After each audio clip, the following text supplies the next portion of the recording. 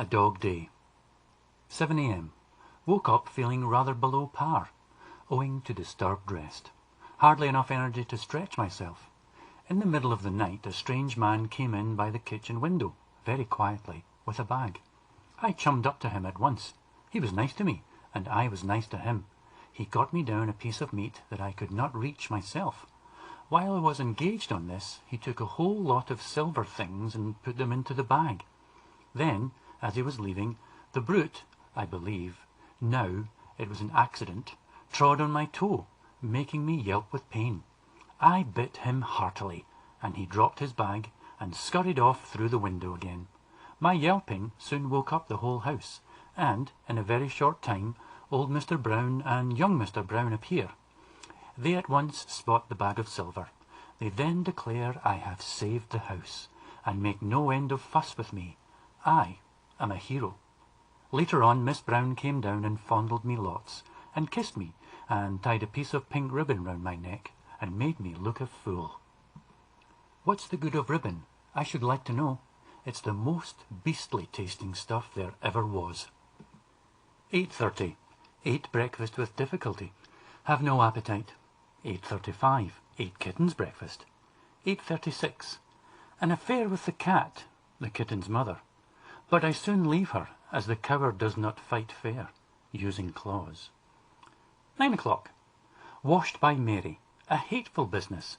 Put into a tub and rubbed all over, mouth, tail, and everywhere, with filthy, soapy water. That loathsome cat looking on all the while, and sneering in her dashed superior way. I don't know, I am sure, why the hussy should be so conceited. She has to clean herself. I keep a servant to clean me. At the same time, I often wish I was a black dog. They keep clean so much longer. Every finger mark shows up so frightfully on the white part of me. I am a sight after cook has been stroking me. 9:30. Showed myself in my washed state to the family. All very nice to me. Quite a triumphal entry, in fact. It is simply wonderful the amount of kudos I've got from that incident with the man. Miss Brown, whom I rather like, particularly enthusiastic, kissed me again and again, and called me a dear, clean, brave, sweet-smelling little doggy. 9:40. While a visitor was being let in at the front door, I rushed out and had the most glorious roll in the mud. Felt more like my old self then. 9:45. Visited the family again. Shrieks of horror on seeing me caked in mud, but all agreed that I was not to be scolded today, as I was a hero. Over the man. All, that is, except Aunt Brown, whose hand, for some reason or other, is always against me, though nothing is too good for the cat. She stigmatized me, quite gratuitously, as a horrid fellow. 9:50. Glorious thought. Rushed upstairs and rolled over and over on the old maid's bed. Thank heaven the mud was still wet. 10 to 10:15. Wagged tail. 10:16. Down into kitchen. While cook is watching regiment pass, I play with chops and bite big bits out of them. Cook, who is quite upset for the day by seeing so many soldiers, continues to cook the chops without noticing. 10:22. Dozed. 1:15. Ate kitten's dinner. 1:20. Attacked by beast of cat again. She scratched my hind leg, and at that I refused to go on. Memo. To take it out of her kittens later. 1:25. Upstairs into dining room. Family not finished lunch yet. Young Mr. Brown throws a bread pellet at me, hitting me on the nozzle. An insult. I swallow the insult. Then I go up to Miss Brown and look at her with my great pleading eyes. I guessed it. They are irresistible. She gives me a piece of pudding. Aunt Brown tells her she shouldn't, at which, with great pluck, Miss Brown tells her to mind her own business. I admire that girl more and more. 1:30. A windfall. A whole dish of mayonnaise fish on the slab in the hall. Before you can say Jack Robinson, I have bolted it. 1:32. Curious pains in my underneath. 1:33. Pains in my underneath get worse. 1:34, horrid feeling of sickness. 1:35, rush up into Aunt Brown's room and am sick there. 1:37, better. Think I shall pull through if I am careful. 1:40, almost well again. 1:41, quite well again. Thank heavens. It was a narrow shave that time. People ought not to leave such stuff about. 1:42, up into dining room, and, to show how well I am, I gallop round and round the room at full pelt about 20 times, steering myself by my tail. Then, as a grand finale, I jump twice onto the waistcoat part of old Mr. Brown, who is sleeping peacefully in the armchair. He wakes up very angry indeed, and uses words I have never heard before. Even Miss Brown, to my no little surprise, says it is very naughty of me. Old Mr. Brown insists on my being punished, and orders Miss Brown to beat me. Miss Brown runs the burglar for all he is worth, but no good. Old Mr. Brown is dead to all decent feelings. So Miss Brown beats me. Very nice. Thoroughly enjoyable. Just like being patted. But of course I yelp and pretend it hurts frightfully and do the sad eye business, and she soon leaves off and takes me into the next room and gives me 6 pieces of sugar. Good business. Must remember always to do this. Before leaving, she kisses me and explains that I should not have jumped on poor Pa, as he is the man who goes to the city to earn bones for me.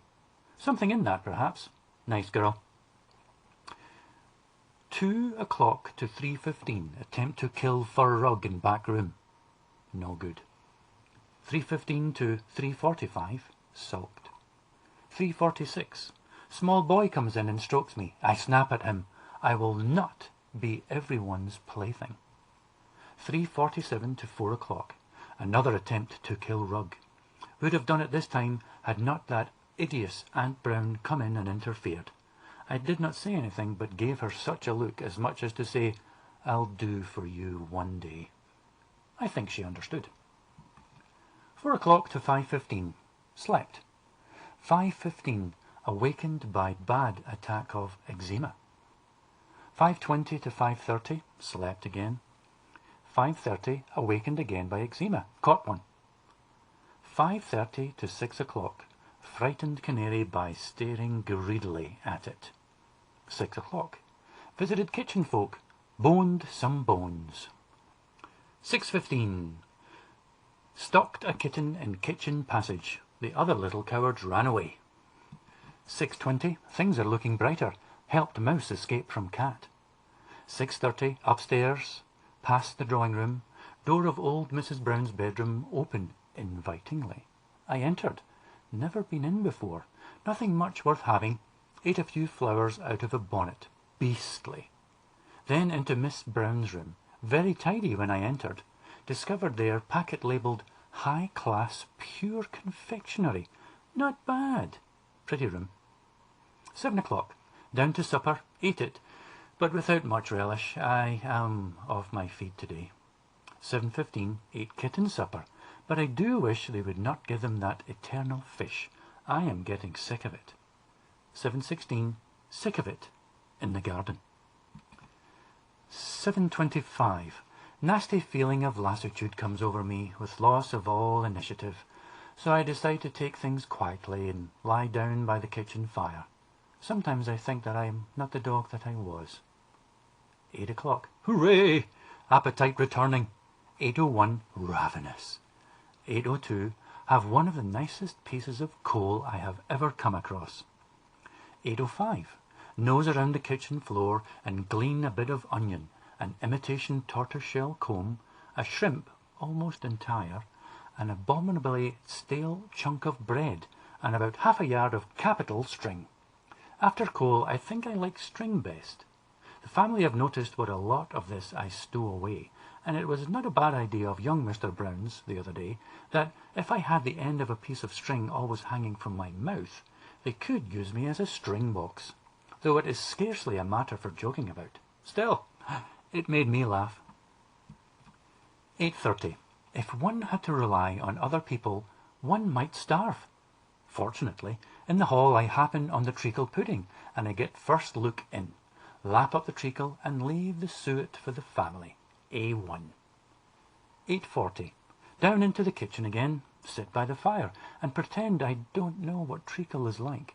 But that vile cat is there, and I believe she guesses, keeps looking round at me with her hateful superior look. Dash her! What right has she got to give herself such airs? She's not half my size and pays no taxes. Dash her smugness. Dash her altogether.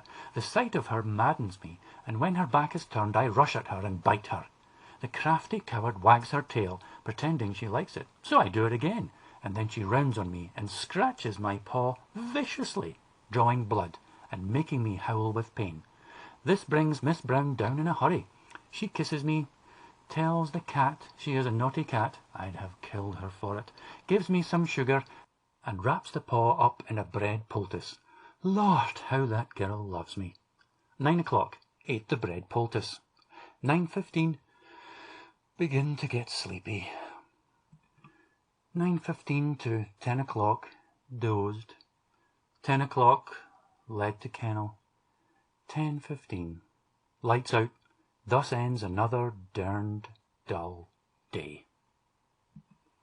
End of A Dog Day by Walter Emanuel.